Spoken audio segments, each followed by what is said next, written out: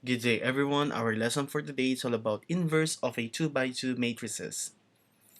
Identity matrix, an n by n matrix with ones on the main diagonal and zeros elsewhere is called an identity matrix. So example of identity matrix, we have this one, I sub 3.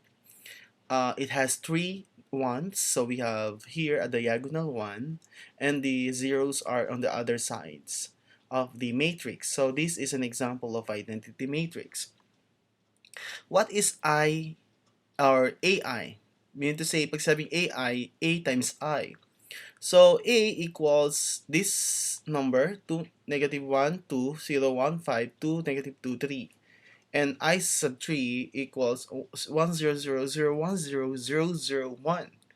So, if this is the identity siya nitong A, then what is AI? When you multiply it, similar lang yung makukuha nating answer. And what is IA? Pag pinag-multiply natin sila, we still get the similar number. In summary, multiplying a matrix by the identity gives the matrix back again. So, kapag daw pinag-multiply natin matrix to its identity, babalik lang yung matrix. Okay? So, that is for identity matrix. Now, can we find a number or a matrix to multiply the first matrix by it to get the identity? So if it is the identity of the product of these two matrices, if this is the first matrix, which is negative 3, negative 1, 4, and 2, and there is a missing matrix here to get this answer.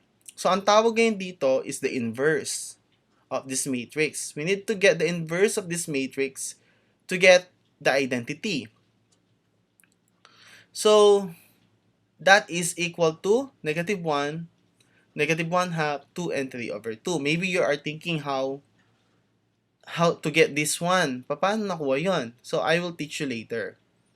So, in this portion, kapag daw pinag-multiply natin ito at saka itong dalawang ito, itong matrices na ito, we will get this. Okay, so I believe all of you know how to multiply matrices, right? Because I already discussed this in lesson number 3 of the video that I sent to you last time. So if you want to review, you can review here in the playlist section of the linear algebra in lesson number 3.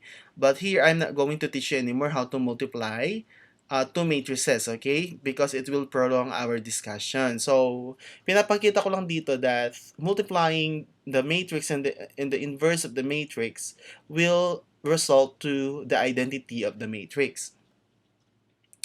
Irrelevant, or we change their position, let's say this one put in the first place and then second place is the negative 3, negative 1, 4, and 2 matrix, still we will get the similar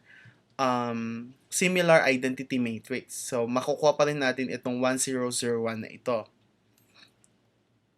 Let A be an n by n matrix. If there exists a matrix B such that AB is equal to BA is equal to I, then we call this matrix the inverse of A and denoted as A raised to negative 1. So, inverse, if you are familiar with the inverse of the function, right?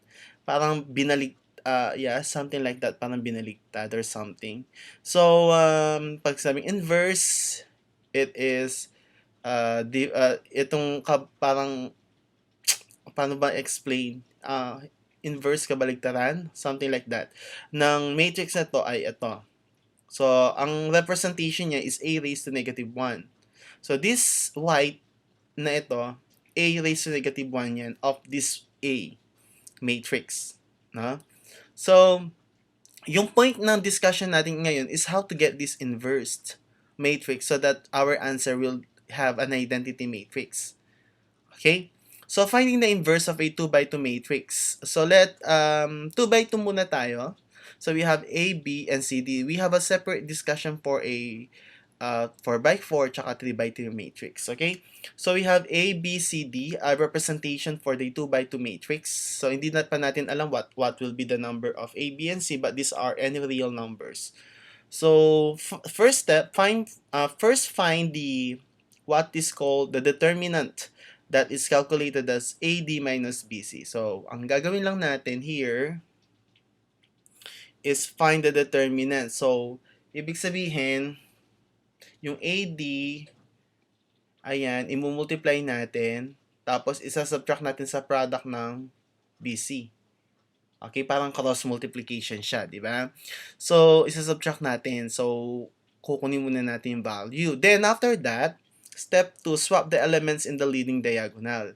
So, for the leading diagonal, yung A tsaka D, isa-swap natin sila. Pero we will retain B and C. Okay. And then, third step, then negate the other elements. Ina-negate natin. So, since swap natin si DA or AD, yung other elements, mariretain sila but we will negate them. If they are positive, they will become negative, of course. And if they are negative, they will become positive. So, here, suppose that our number are both positive, so we will make them negative. So, we have negative B and negative C. Okay, this is only for a 2 by 2 matrix. We have a different step for a 3 by 3 matrix as well as in 4 by 4 matrix. So, first, hanapin muna yung determinant which is AD minus BC. Second, swap natin yung A tsaka D. Then, negate the other elements. So, the other remaining elements are B and C. So, we have negative B and negative C. Then, multiply the matrix by 1 over determinant. So, yung nakuha natin dito, dito sa step 1, AD minus BC, ilalagay natin siya dito. Let's say, ang nakuha natin is 4. Okay? So, let's say, ang nakuha natin is 4. So, imumultiply natin si 1/4. So, ito yung parang formula niya. And then, ito yan. So, yung nakuha natin sa step 1 at step number 3, ipagmumultiply natin. Pero ito, kukunin natin yung kanyang parang inverse din, no? Yung 1 over the determinant. Okay? So, we have 1 over AD minus BC, which is this step number 1. Okay, lagi siya may ganun. So, this is the guide or the model that we will follow to solve the 2 by 2 matrix. Now, to understand it better, let's have an example. So, let's have this 2 by 2 matrix of A, which is 4, 8, 1, and 3. So, first step, determine the determinant AD minus BC. So, we have 4. Here, 4 times 3, which is this one, that's 12. And 8 times 1 is 8. So, 12 and 8. So, 12 minus 8 is 4. So, the determinant is 4. Next, step 2, swap elements on leading diagonal. So, the leading diagonal is 4 and 3. So, ang gagawin natin, 3 and 4. Third step, negate the other elements. So, we will negate negative 8 at saka negative 1. Okay. Then, after that, multiply by 1 determinant. So, multiply by 1 over determinant. So, our determinant in step 1 is 4. So, that is 1 over 4. And then, step 3 is 3, negative 8, negative 1, and 4. So, here. Then, we will multiply 1/4 times 3, 1/4 times negative 8, 1/4 times negative 1, and 1/4 times 4. So, the result is 3/4 for the first one, negative 2 for 1/4 times negative 8, this one. Then 1/4 times negative 1 is negative 1/4, and 1/4 times 4 is 1. And this is now the inverse. So we will put the symbol a raised to negative 1 for the inverse of the a. Okay? So ito magiging a raised to negative 1 as the inverse of this a. Okay? So ganun. Therefore, if we will multiply now, to check, if we will multiply now the a, which is the original matrix, and the inverse of this matrix, that is 4, 8, 1, and 3, this one, and this one is from here. Pag pinag-multiply natin yan, so we have 4 times 3/4 is 3. 8 times negative 2, I'm sorry, 8 times 1, negative 1/4 is 2, or negative 2. Okay? Next, 4 times negative 2 is negative 8. 8 times 1 is 8. Next, 1 times 3/4 is 3/4. 1 times negative 1/4 is negative 3/4. Ay, sorry. 1 times 3/4 is 3/4. 3 times negative 1/4 is negative 3/4. 1 times negative 2 is negative 2. And 3 times 1 is 3. Then 3 minus 1 is 1, and this is 0, this one is 0, and this one is 1. Therefore, this is the identity matrix. So if we will multiply the A and the inverse of this A, you will get an identity matrix. If you will multiply the identity matrix and any of these two, you will get the same, similar to it, no? Gaya nung in-explain ko kanina. Okay? So using matrix equation, find inverse of A. So A is this one. 2, 4, negative 4, and negative 10. Following these steps that we have, so A raised to negative 1 is equal to, yan, this one. No? So we can do this na hindi na tayo dadaan sa steps. So we can have interchange negative 10 and 2, then negate negative 4, and this one becomes positive 4, and then get the 2 times negative 10 and negative 4 times 4. So as you can see, 2 times negative 10 is negative 20. And then negative 4 times 4 is negative 16 times negative is positive 16. So we have, let's see, ayan. So we have 20, negative 20 times positive 16 is negative 4. And then multiply this to negative 10, negative 1/4 times negative 4, negative 1/4 times 4, and negative 1/4 times 2. We will get an identity, an inverse of, 5 over 2, 1, negative 1, and negative 1 half. It is now to you if you want to check it kung tama ba itong nakuha nating values na nandito. Okay? Now, so hanggang dun lang siya. Now, there's no checking. I already taught you how to check it. If you want to check it, your answer must be 1, 0, 0, 1 because it is only a 2 by 2 matrix. Okay, now let's have another examples. So find the inverses and check them. So A equals 2, 6, 1, 5. What do you think is the answer here? So you can check it on your own equation or solution. I will show you only the answer. So the answer is 5 over 4. The determinant is 4. Okay, so the answer is 5 over 4, negative 1/4. I repeat, the determinant is 4. So, multiplying it to the step number 3, so we have 5 over 4, negative 3 over 2, negative 1/4, and 1 half. Next, for B, we have the inverse of B, and the determinant is 10. So, multiplying it to the step number 3 of the inverse, so we have 1/5, negative 2, 1 over 10, and negative 1 half. And finally, for the inverse of C, so 1 and negative 2, the determinant is negative 2, multiplying it to negative 1, negative 2, 0, and 2, you will get 1 half, 1, 0, and negative 2 as the inverse of C. Okay, so in this portion, I'm not going to teach you in detail for these examples. I just showed you the answer.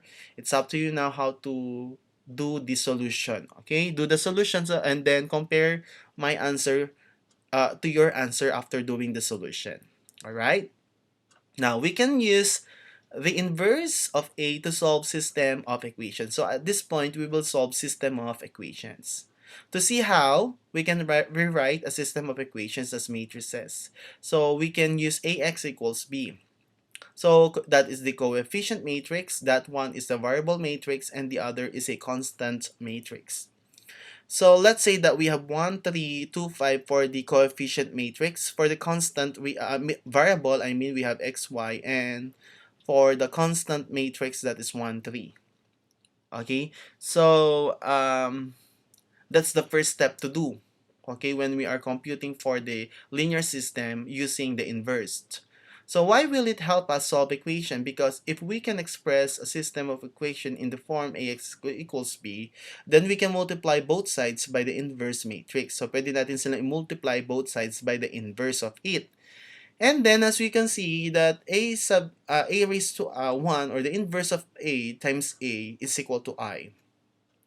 So that is equal to I. So we can now have only the values of x. So in total, to solve for the linear equations using the inverse of the matrix, meron tayong formula na x equals a raised to negative 1 or the inverse of a times b. The inverse of a times b. To check it, okay, solving a system of equations. So we can use a 2 by 2 matrices to express the system of equation. Like this one, kapag halimbawa, ito yung binigay ko, x plus y equals 240, x minus 3y equals 0, becomes a matrix. So kukunin natin ito. So this is 1, 1, 1, and negative 3. 240 and 0. So we have 1, 1, 1, negative 3. And then, since xy yung ating values, pwede natin gawing x sub 1 or x sub 2 as the unknown value. Or pwede din siyang x and y. Okay, it's up to you. But, in any case, pwede naman siyang x and y as, since meron naman tayong dalawang variables naman dito. So we have 240 and 0 as the answer here. So ganyan yung first step na gagawin. And then, you can solve by getting the inverse of this and then multiply to this. Kaya nga, yung formula natin ay the inverse of A times B. Sir, paano po gawin yon? So, let us see later. So, this one is a constant from the left side. This x1 and x2 is the unknowns, and 240 and 0 are the constants from the right-hand side. Okay? Now, let's have an example. So, let's see if we can do this example. So, first, arrange mo muna natin sila. So, let me use my pen. First, ayusin muna natin ito. So, this becomes 5x plus 6y equals 7. So, we need to look for the values. So, we need to look for the values of x and y. So, what are the values of this? We don't know yet. Actually, here we can use the linear system or of elimination or solving by elimination to check our answer. So that's another way, no, para makuha natin yung values ng x and y. But in this portion, we will use the inverse of the matrix or the formula x equals a raised to negative 1 or inverse of a times b to find the values of x and y. Okay? Now, after doing this, nakuha na natin. So we have this one and this one. We can move to the the matrix, which is 3, 4. These are the values of 3, 4, and here 5 and 6. Okay. Then, yung nakita natin kanina, we have the x and y as our values, and we have 5 and 7. So that's the first step. Next step is we need to have the inverse of this. How to get the inverse of this one? So here, we need to get the inverse of this. First, kunin muna natin yung determinant. So we have 3 times 6 is 18 minus 4, 5 times 4 is 20. So we have negative 2 for the determinant. Next, tignan natin yung, pag-change that's step 1, no? Step 1, yan yung nakuha natin. Step 2, we need to interchange 6 and 3. So we have 6, 3, and then negate the numbers, negative 4 and negative 5.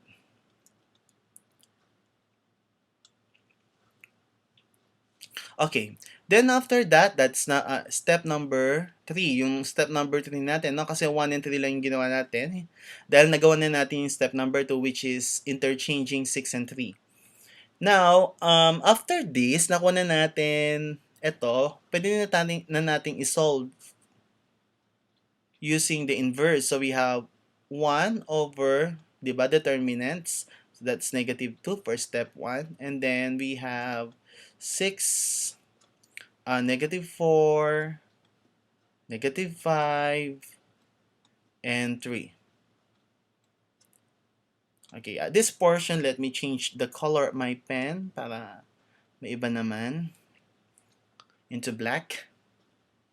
So this value becomes, alright, one half or one negative one half times 6 is negative 3.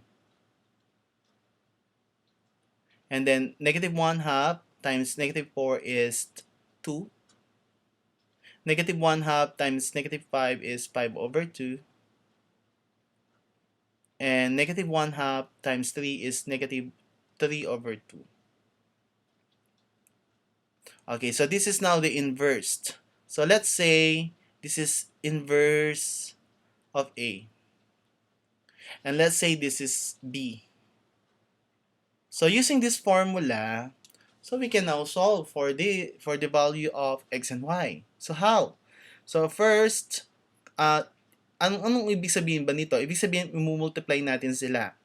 So we have, so this is the next step. So we have negative 3, 5 over 2, and then 2, negative 3 over 2, and then the letter B is 5 and 7. Let us see, no, kung makuha natin sila. Let us change the color of the pen to put recognition doon sa magiging answer natin dito, or to to show, no, kung paano yung answer natin. So sabi dito multiply, so negative 3 times 5 is negative 15. Okay, and then 2 times 7 is 14. This is for x and y, no? X, y. Saan ko po galing ito? Ito yan, no? Ito. Okay, let's put this one. Ayan. So next, 5 over 2 times 5 is 25 over 2.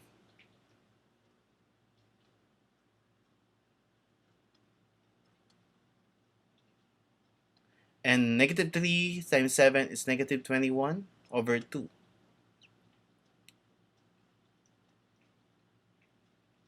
Okay? So finally, so ayusin natin, no, para makita niyo ng maayos. So this is x, then this is y. Oops, sorry. Okay.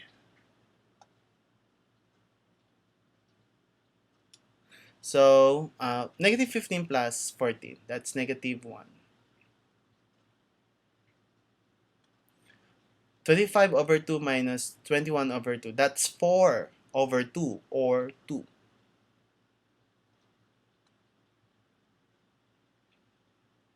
Therefore, so we can say now that therefore, x is equal to negative 1 and y is equal to 2. Okay, if you want to check it, you can check it using solving linear system by elimination. Okay, that I already discussed in lesson 1. Okay, to check if x is equal to negative 1 and y is equal to 2. Oh, I have here the answer pala, sorry. So the answer is x equals negative 1 and y equals 2. So it's up to you now if you want to do this, no? And I'll show you the answer. So for here, x is equal to negative 1 and y equals 2. Here, okay, here I used decimal point, so it's okay. But in our subject, I will instruct you to use fractions. Okay, but here, to answer this example, sige, you can use, since I already put it here in this video, so you can use decimal point, or in a decimal form. And here, our answer is x equals negative 2 and y equals negative 5. So I am showing you the equation and the answer. So it's up to you how to do the solution. You can check the solution. I mean, you can check your answer if we have the same answer as in this video. Okay? But these are the answers here. No? So, para makita nyo rin kung tama ba yung ginawa nyong solution. Okay? You can go back with the video presentation that I made or yeah, doon sa first example natin to see how the process will be done. Okay? Pero yun ang process ng pagsasolve. No, yung pinakita ko. With the formula x equals the inverse of a times b. So that's all about for the inverse of a 2 by 2 matrices. With that, thank you very much for your listening.